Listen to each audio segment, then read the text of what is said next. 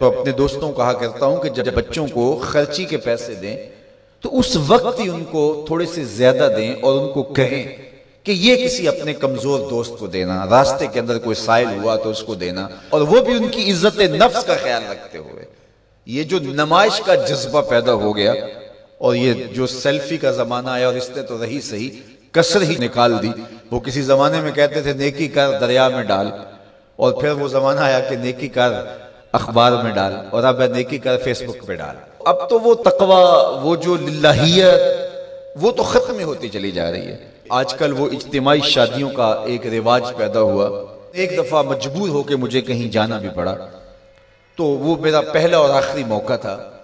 تو میں نے وہاں کہا کہ آپ نے مجھے جس مقصد کے لیے بلایا ہے، میں اچھائی کے کاموں کی تحسین کرتا ہوں، لیکن یہ منظر آپ کا مجھے اچھا اس لیے نہیں لگا کہ زندگی میں 3 مرحلے ہر شخص پہ آتے ہیں جب وہ مہمان خصوصی ہوتا ہے۔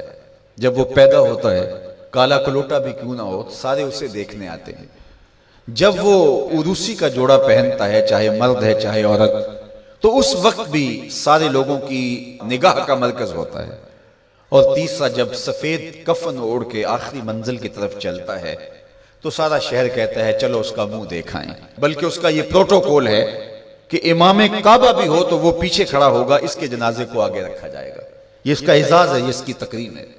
وقت کا غوث بھی ہو تو وہ بھی پیچھے کھڑا ہوگا، اس کا جنازہ آگے رکھا جائے گا، یہ اس کا اعزاز ہے۔ تو میں نے کہا یہ 3 موقع ہوتے ہیں کسی کمزور سے کمزور، غریب سے غریب، عاجز سے عاجز شخص کے لیے بھی عزت کے، اور آج آپ نے ان سے یہ موقع بھی چھین لیا کہ اسٹیج کے اوپر مخیر حضرات بیٹھے ہیں، اور ایک قطار میں بیٹیاں بیٹھی اور ایک قطار میں جو ہے وہ دلہے بیٹھے ہیں، اور ان سب کے رشتہ دار سامنے باراتی 20-20 40-40 لوگ آئے ہوئے ہیں۔ تو ان سب کی غربت کا ہم عملاً مذاق اڑا رہے ہیں۔ آج یہاں میں کسی کے چہرے کے اوپر خوشی نہیں دیکھ رہا، اگر مسکراہٹ ہے تو وہ مصنوعی مسکراہٹ ہے۔ کاش کہ ان کے ماں باپ کے گھروں میں جا کر کے تنہائی کے اندر ان کی مدد کرتے، اور یہ بیٹیاں اپنے گھر سے نکلتی اور ماجرا ہوتا۔ اب ان کی غربت کا گواہ آپ نے کتنے لوگوں کو بنایا، اور صرف اپنے اشتہار کے لیے۔ تو یہ مزاج پیدا کریں، عزت نفس نہ کسی کی مجروح ہونے دیں۔ سب سے قیمتی شے انسان کی عزت ہوتی ہے۔ کبھی آپ نے دیکھا ہو بارش پڑی ہو اور کیچڑ ہو اور کوئی بندہ پھسل کے گر جائے تو وہ بعد میں دیکھتا ہے کہ مجھے چوٹ آئی ہے کہ نہیں، پہلے یہ دیکھتا مجھے کسی نے دیکھا تو نہیں۔ اس کا مطلب یہ ہے اس کو اپنی جان سے عزیز اپنی عزت ہے۔ تو مت کسی کی عزت پہ انگلی اٹھائیں، مت کسی کی تذلیل کا سبب بنے، مت کسی کی رسوائی کا ذریعہ بنے۔ لوگوں کو عزت دیں۔ جب تک غلامی موجود رہی، حضور نے فرمایا کہ جو خود کھاتے اسے کھلاؤ، جو خود پہنتے اسے پہناؤ، وہ تمہارے بھائی لگتے ہیں، ان کے ساتھ حسن سلوک کرو۔ جبکہ وہ آقا کا جوتا بغیر اذن کے چھو لیتے تھے تو آقا اس پہ بھی کوڑے مارتا تھا، لیکن میرے حضور علیہ السلام معراج سے واپس پلٹتے اور کہا بلال تو کون سا نیک عمل کرتا ہے، میں نے جنت میں تیرے قدموں کی آہٹ سنی ہے۔ کیا خیال ہے اس ایک جملے نے دور غلامی کی ساری تھکن اتار نہیں دی ہوگی، اور غلام فرش اٹھ کے فراز عرش پہ نہیں پہنچ گیا ہوگا؟ یہ عزت دی ہے۔ علامہ اقبال علیہ رحمہ نے وہ جو ابو جہل کا کعبے کے پردے کو پکڑ کے زاروں کے تار رونا ہے اور حضور کے خلاف رب سے شکایت کرنا ہے، وہ لکھا ہے۔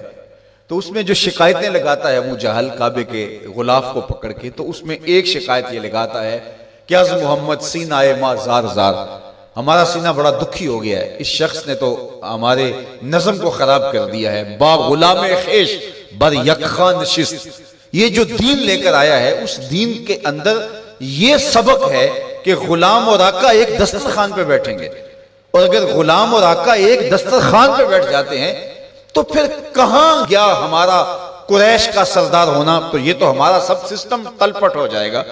لیکن میرے حضور یہ دین لے کر آئے تھے، انسان کی بنیادی عزت کو بحال کرنا تھا، اور حجۃ الوداع کے موقع پر حضور نے پاؤں تلے جس طرح کسی چیز کو روندا جاتا ہے اس طرح کچلتے ہوئے فرمایا آج کے بعد میں تفاخر ختم کرتا ہوں، کسی عربی کو اجمی پر، کسی اجمی کو عربی پر کوئی فخر نہیں ہوگا، کوئی فضیلت نہیں ہوگی، نہ کالے کو گورے پر اور نہ گورے کو کالے پر۔